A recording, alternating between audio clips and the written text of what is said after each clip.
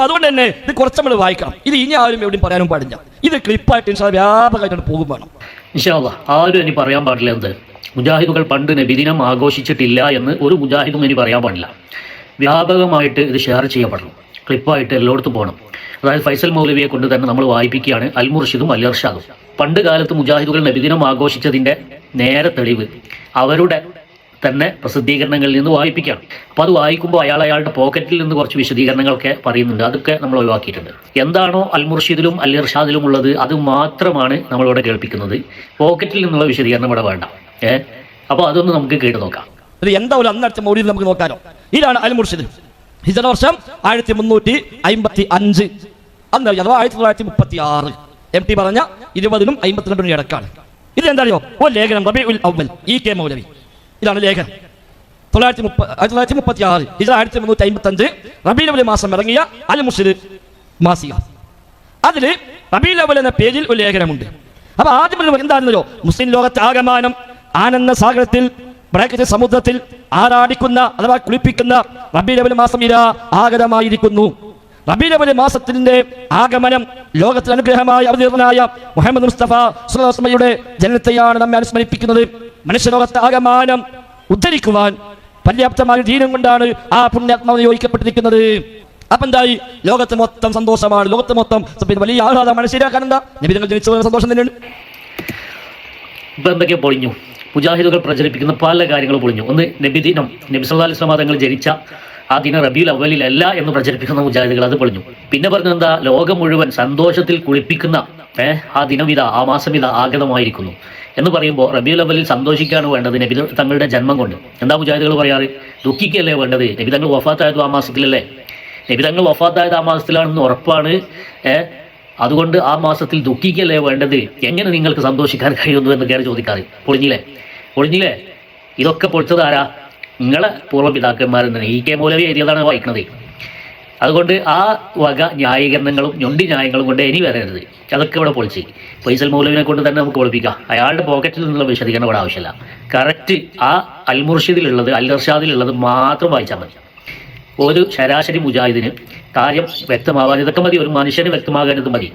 നമ്മൾ ഒന്നിച്ച് പണ്ട് നബിദിനം ആഘോഷിച്ചിരുന്നു. നമ്മളെന്ന് പറഞ്ഞാൽ നമ്മുടെ പൂർവ്വപിതാക്കളും മുജാഹിദുകളുടെ പൂർവ്വപിതാക്കളും രണ്ട് സംഘടനയായി നിന്നപ്പോൾ തന്നെ മുജാഹിദുകളായി നിന്നപ്പോൾ തന്നെ പുതിയ സംഘടനയുമായി രംഗപ്രവേശനം ചെയ്തപ്പോൾ തന്നെ നബിദിനം ആഘോഷിച്ചിരുന്നു എന്ന്. ഇത് ബാക്കി തെളിവുകളാണ് ഇനി പറയാൻ പോകുന്നത്. കേട്ടോ. ഇതാണ് പറഞ്ഞിട്ട് പിന്നെ അതേ ലേഖനത്തിൽ പറയാം.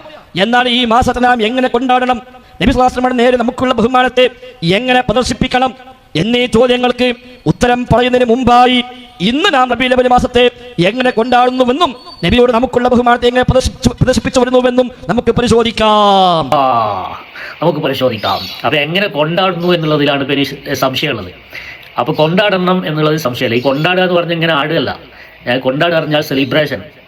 ഈദ് മീലാദുൻ നബി സെലിബ്രേഷൻ, നമ്മുടെ ഇപ്പോഴത്തെ ഭാഷയിൽ പറഞ്ഞാൽ, അല്ലെങ്കിൽ നബിദിന ആഘോഷം. ഇതൊക്കെയാണ് കൊണ്ടാടുക എന്ന് പറഞ്ഞാൽ. അപ്പോൾ നബിദിനാഘോഷം എങ്ങനെ നടത്തണം എന്നതിൽ അവർക്കിടയിൽ തർക്കേണ്ടായിരുന്നില്ല. പക്ഷേ എങ്ങനെ നടത്തണം എന്നതാണ് ഇനി പറയാൻ പോകുന്നത്. അപ്പോൾ മൗലിദ് മാത്രം ചെല്ലിയാൽ പോരാ എന്നാണ് ഇനി അവർ പറയുന്നത്. മൗലിദിൻ്റെ അർത്ഥമൊന്നും ആളുകൾക്ക് അറിയുന്നില്ല. അതുകൊണ്ട് മൗലിദ് മാത്രം ചെല്ലിയാൽ പോരാ. നബി സല്ലല്ലാഹു അലൈഹി വസല്ലം തങ്ങളെക്കുറിച്ച് ചെറിയ ലഘുലേഖ വിതരണം ചെയ്യണം. നബി തങ്ങളെക്കുറിച്ചുള്ള പഠനങ്ങൾ നടത്തണം. അതിനെക്കുറിച്ചുള്ള പ്രഭാഷണങ്ങൾ നടത്തണം. അതൊക്കെ നമ്മൾ നടത്തുന്നതാണോ? അതൊക്കെ ചെയ്യണം എന്നാണ് അത്രയും വർഷങ്ങൾക്ക് മുമ്പ് ഇവരുടെ പൂർവ്വപിതാക്കളായ മൗലവിമാർ പറഞ്ഞു വെച്ചിട്ടുള്ളത്, വസിയത്ത് ചെയ്തിട്ടുള്ളത്. ഇന്നും ആ പുസ്തകങ്ങളൊക്കെ ഇന്നും ജീവനോടെ നിൽക്കുകയാണ്. ആലോചിച്ച് നോക്കണം നിങ്ങൾ. ഇനി ബാക്കി പറയട്ടെ, എങ്ങനെ കൊണ്ടാടണം, ഇന്നിപ്പോൾ എങ്ങനെയാണ് കൊണ്ടാടുന്നത്, അന്ന് എങ്ങനെയാണ് കൊണ്ടാടുന്നത് എന്ന് EK മൗലവി പറയട്ടെ. റബീഉൽ അവ്വൽ മാസം വന്നാൽ വീട് തോറും മൗലിദ് ഓതുന്ന സമ്പ്രദായമാണ് അനേക കാലമായി നമ്മുടെ നാട്ടിൽ നടന്നു വരുന്നത്. ഈ സമ്പ്രദായം കൊണ്ട് നബിയുടെ ജീവചരിത്രം പഠിക്കുവാനോ തിരുമേനിയുടെ ചര്യകൾ അറിയുവാനോ സാധിക്കുന്നില്ല. മൗലിദുകളാവട്ടെ നമ്മൾ അധികം പേർക്കും അറിഞ്ഞുകൂടാത്ത അറബി ഭാഷയിലാണ്. എന്താ പറഞ്ഞത് നിങ്ങൾ കേട്ടല്ലോ? മൗലിദ് മാസം വരുമ്പോൾ വീടാന്തരം ഓരോ വീട്ടിലും മൗലിദ് പാരായണം ചെയ്യുന്ന രീതിയാണ് ഇന്ന് നിലനിൽക്കുന്നത്. ഇന്നല്ല, നമ്മളെ വീട്ടിലല്ല. EK മൗലവി അടക്കമുള്ള മുജാഹിദുകളുടെ പ്രപിതാക്കളുടെ വീട്ടിൽ എന്തുണ്ടായിരുന്നു? മൗലിദ് ചെല്ലി വരുന്ന രീതിയാണ് ഇന്ന് നിലനിൽക്കുന്നത്. അത് മാത്രം പോരാ. കാരണം എന്താണ്? അറബിയിലാണ് ഇത് ചെല്ലുന്നത്. അധികം മുജാഹിദുകൾക്ക് അറബി അറിയില്ല. മൗലവിമാർക്ക് തന്നെ അറബി ശരിക്കറിയില്ല. ഒന്നിനൊരു യഥാർത്ഥ ഗുരു ഇല്ല എന്നല്ലേ MM അക്ബർ അടുത്തൊരു അഭിമുഖത്തിൽ പറയുന്നുണ്ട്, എനിക്കൊരു ഗുരു ഇല്ല, ഞാൻ വായിച്ചു പഠിച്ചതാണ്. ഇതുപോലെ അധിക മൗലവിമാരുടെ അവസ്ഥ അത് തന്നെയാണ്. കൃത്യമായിട്ട് അറബി ഭാഷയോ അതിൻ്റെ അവഗാഹമോ ഒന്നുമില്ല. അപ്പോൾ മൗലവിമാർക്ക് തന്നെ അറബി അറിയില്ല, പിന്നെ സാധാരണക്കാരുടെ അവസ്ഥ പറയണം. അപ്പോൾ അതുകൊണ്ട് നമുക്ക് ഈ മൗലിദ് മാത്രം പോരാ എന്നാണ് അദ്ദേഹം പറയുന്നത്. ബാക്കി പറയട്ടെ. ഇതിൽ പറയാം, നമ്മൾ അധികം ആളുകൾക്കും നബി സല്ലല്ലാഹു അലൈഹി വസല്ലമയുടെ സച്ചരിതങ്ങൾ അറിഞ്ഞുകൂടാ. അത് പഠിക്കുവാനും പഠിപ്പിക്കുവാനുമുള്ള ഏർപ്പാടുകൾ നമ്മുടെ ഇടയിൽ ഇല്ല. ഇന്നത്തെ മൗലിദ് ഓതുന്ന സമ്പ്രദായം കൊണ്ട് ഇക്കാര്യം നിറവേറുന്നതല്ലെന്ന് ഞാൻ മുമ്പ് സമർത്ഥിച്ചിട്ടുണ്ടല്ലോ.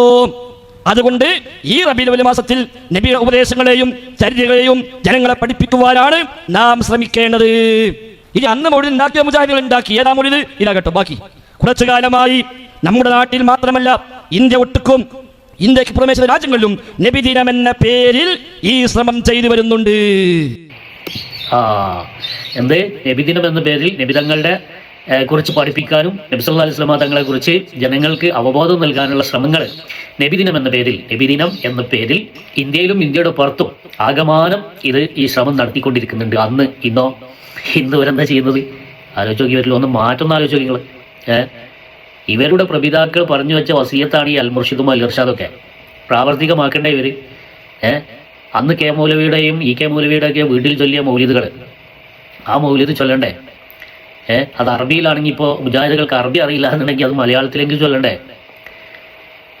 പകരം ഇന്ന് റബീഉൽ അവ്വൽ മാസം വന്നാൽ ഇത് നബിതങ്ങളുടെ മാസമല്ല, ഇത് നബിതങ്ങൾ ജനിച്ച മാസമല്ല, വഫാത്തായ മാസമാണ്, ഇതിൽ ദുഃഖിക്കുകയാണ് വേണ്ടത്, എങ്ങനെ നിങ്ങൾക്ക് സന്തോഷിക്കാൻ കഴിയുന്നു എന്നൊക്കെ ചോദിച്ചിട്ട് കവലാന്തരം ആന്റി നബിദിന ക്യാമ്പയിൻ നടത്താം.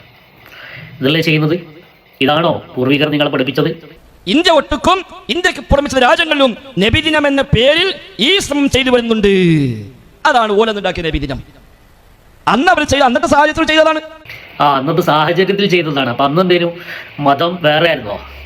മുജാഹിദ് മതം വേറെ ആയിരുന്നോ? അല്ലെങ്കിൽ അന്നത്തെ ശരീഅത്ത് വേറെ ആയിരുന്നോ? സാഹചര്യത്തിനനുസരിച്ച് മാറുന്നതായി ശരീഅത്ത്.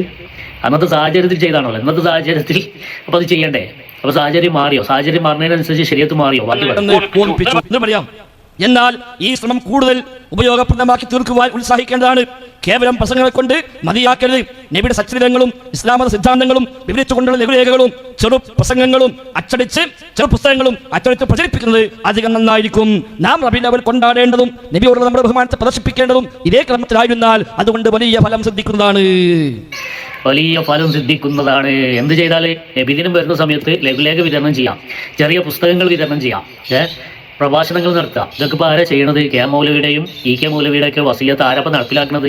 അവരുടെ കൂടെ കൂടിക്കോളിങ്ങൾ. അവരാണ് നിങ്ങളുടെ പൂർവികരെ പാതയിൽ ഇപ്പോഴും പോയിക്കൊണ്ടിരിക്കുന്നത്, സുന്നികൾ. മനസ്സിലായോ? അപ്പം ഇപ്പോൾ നിങ്ങൾ ചെയ്യുന്നത് എന്താ വെച്ചാൽ നബിദിനം വന്നു കഴിഞ്ഞാൽ ദുഃഖിക്കുക. അതല്ല നിങ്ങൾ ചെയ്യണത്. ദുഃഖിക്കാൻ വേണ്ടി ആഹ്വാനം ചെയ്യാം. ഇനി ബാക്കി കൂടി പറയട്ടെ. അൽ ഇർഷാദ് അതാണ് പറയുന്നത്. ഇത് ലേഖനം എന്തായോ? താരീഖുൽ മൗലിദി വഹുക്മുഹു. താരീഖുൽ മൗലിദി, മൗലിദിന്റെ ചരിത്രം, വഹുക്മുഹു അതിന്റെ വിധിയും. അതാ ലേഖനം തന്നെ. ഈ കെ കുഞ്ഞമ്മദ് മൗലവി. താരീഖുൽ മൗലിദി വഹുക്മുഹു, മൗലിദിന്റെ ചരിത്രവും അതിന്റെ വിധിയും. ലേഖനം തന്നെ താരീഖുൽ മൗലിദി വഹുക്മുഹു, മൗലിദിന്റെ ചരിത്രം. ഒരു കാര്യം ആദ്യം ഇല്ലാത്തതാണെങ്കിൽ, മൗലിദ് എന്ന് പറഞ്ഞ സമ്പ്രദായം ആദ്യം ഇല്ലാത്തതായിരുന്നെങ്കിൽ അതിനൊരു ചരിത്രം ഉണ്ടാവുക.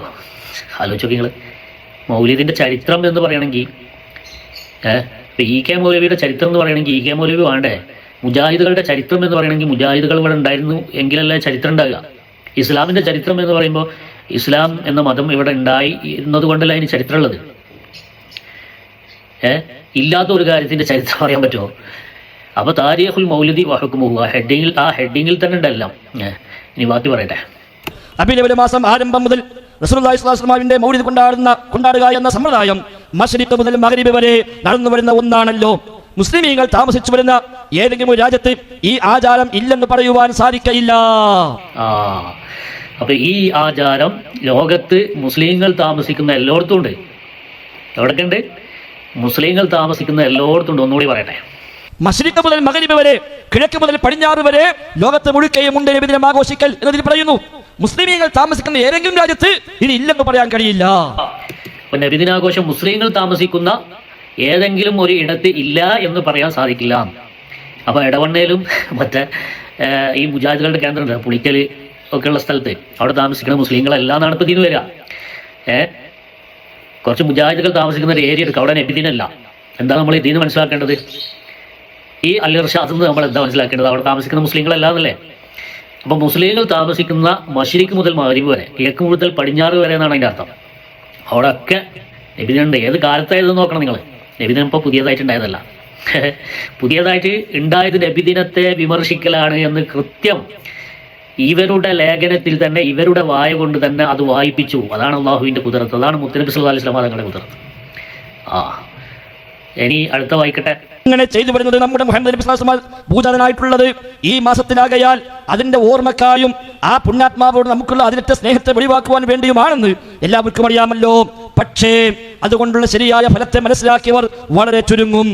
ഏറ്റവും മഹത്തായ ഈ ദിവസത്തിൽ റസൂലുള്ളാഹി സ്വല്ലല്ലാഹു അലൈഹി വസല്ലം തിരുജന നാളായ റബീഉൽ അവ്വൽ 12-ാം തീയതിയിൽ ലോകത്തിൽ റഹ്മത്തായി എഴുന്നേൽപ്പിക്കപ്പെട്ട നബി സ്വല്ലല്ലാഹു അലൈഹി വസല്ലമിന്റെ ചുരുങ്ങിയ ചരിത്രത്തെ എങ്കിലും പറഞ്ഞു ജനങ്ങളെ മനസ്സിലാക്കുക എന്നതാണ് നാം പ്രത്യേകം ശ്രദ്ധിക്കേണ്ടത്. ചെയ്യേണ്ടത് എന്താ? നബിയുടെ ചരിത്രം പറഞ്ഞിട്ട് ജനങ്ങളെ ഉത്ബോധിപ്പിക്കുക. അതാണ് നമ്മൾ ചെയ്യേണ്ടത്. അതാണ് ചെയ്യേണ്ടത്.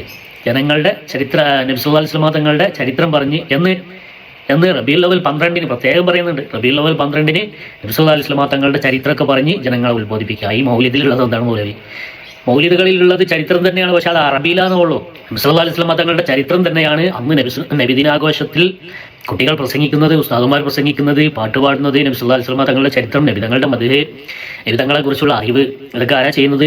യഥാർത്ഥ മുസ്ലിങ്ങളാണ് ചെയ്യുന്നത്. അത് ചെയ്യാനാണ് നിങ്ങളോട് പറഞ്ഞത് ഈ കെ മൗലവിയും അതുപോലെ തന്നെ മറ്റുള്ള മൗലവിമാരൊക്കെ. അത് നിങ്ങളെ കൊണ്ട് തന്നെ പറയിപ്പിച്ചില്ലേ. ഇനി ബാക്കി നിങ്ങൾ അതിനൊന്ന് കൺക്ലൂഡ് ചെയ്യും. അവസാനം അൽ ഇർഷാദിൽ പറഞ്ഞത് അവസാന ഭാഗം കൂടി ഒന്ന് വായിച്ചു നോക്കി. കൃത്യമാണ്, വളരെ വ്യക്തം. ഏത് മുജാഹിദിനും, മുജാഹിദ് അല്ലാത്തവനും, മതമുള്ളവനും ഇല്ലാത്തവനും എല്ലാവർക്കും മനസ്സിലാകുന്ന കാര്യം. ഒന്ന് വായിച്ചു നോക്കി. കഴിഞ്ഞില്ല.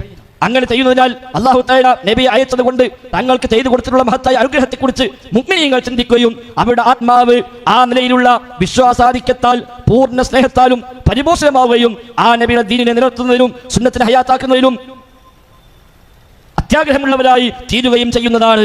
ഇതിനേക്കാൾ മഹത്തായ എന്ത് കാര്യമാണ് നമുക്ക് ശ്രദ്ധിക്കുവാനുള്ളത്? ഇതിനേക്കാൾ എന്ത് മഹത്തായ കാര്യമാണ് നമുക്ക് ശ്രദ്ധിക്കാനുള്ളത്? അപ്പോൾ ഏറ്റവും മഹത്തായ കാര്യമാണ് നബി സല്ലല്ലാഹു അലൈഹി വസല്ലം തങ്ങളെ കുറിച്ച് റബീഉൽ അവ്വൽ മാസത്തിൽ റബീഉൽ അവ്വൽ 12-ന് ജനങ്ങളെ ഉത്ബോധിപ്പിക്കുന്നതും ജനങ്ങൾക്ക് പറഞ്ഞു കൊടുക്കുന്നതും ഇതൊക്കെയാണ് കൊണ്ടാടുക എന്ന് മുന്നേ പറഞ്ഞത്. മുജാഹിദുകൾ തന്നെ അവരുടെ ലേഖനത്തിൽ പറഞ്ഞ് നബിദിനം ആഘോഷിക്കുക എന്നതിൻ്റെ അർത്ഥം എന്താണ്? ഇതന്നെ നബി സല്ലല്ലാഹു അലൈഹി വസല്ലം തങ്ങളുടെ മദ്ഹുകൾ പറയാം, അവിടുത്തെ അപദാനങ്ങൾ പറയാം, അവിടുത്തെ ചരിത്രങ്ങൾ പറയാം. ഇതൊക്കെ പറഞ്ഞുകൊണ്ട് ജനങ്ങളിൽ ഈമാനികമായ ആവേശം ഉണ്ടാക്കുക. ഇതൊക്കെ ചെയ്താൽ ഏറ്റവും മഹത്തായ കാര്യമാണ്. ഇതിനേക്കാൾ വലിയ മഹത്തായ കാര്യം വേറെ എന്താണുള്ളത്? ആരാണ് പറയുന്നത്? അൽ മുർഷിദിൽ മുജാഹിദുകളുടെ പൂർവ്വപിതാക്കളാണ് പറയുന്നത്. അതുകൊണ്ട് പ്രിയപ്പെട്ട മുജാഹിദുകളെ, നിങ്ങളെ ഈ ആധുനിക വഹാബികൾ വഴിതെറ്റിച്ചു. നിങ്ങൾക്ക് കൃത്യമായിട്ട് നിങ്ങളുടെ മുൻഗാമികൾ കൃത്യമായ മാർഗനിർദ്ദേശം പറഞ്ഞു തന്നിട്ടുണ്ട്. ആ മാർഗനിർദ്ദേശം നിങ്ങൾ കാറ്റിൽ പറത്തി ശരീഅത്തിന്റെ നിയമങ്ങൾ ഇങ്ങനെ സാഹചര്യത്തിനും സമ്മർദ്ദങ്ങൾക്കും അനുസരിച്ച് മാറ്റിമറിക്കാനുള്ളതാണോ? പുതിയ ഗവേഷണങ്ങൾ നടത്തി തീരുമാനിക്കാനുള്ളതാണോ? ഒരിക്കലും അല്ല. അതുകൊണ്ട് നിങ്ങളുടെ പ്രപിതാക്കളുടെ പാതയിലേക്ക് മടങ്ങുക. ഞങ്ങൾ പറയുന്നത് നിങ്ങൾ കേൾക്കണ്ട, ഞങ്ങൾ പറയുന്നത് കേട്ടുകൊണ്ട് നിങ്ങൾ നബിദിനം ആഘോഷിക്കണ്ട.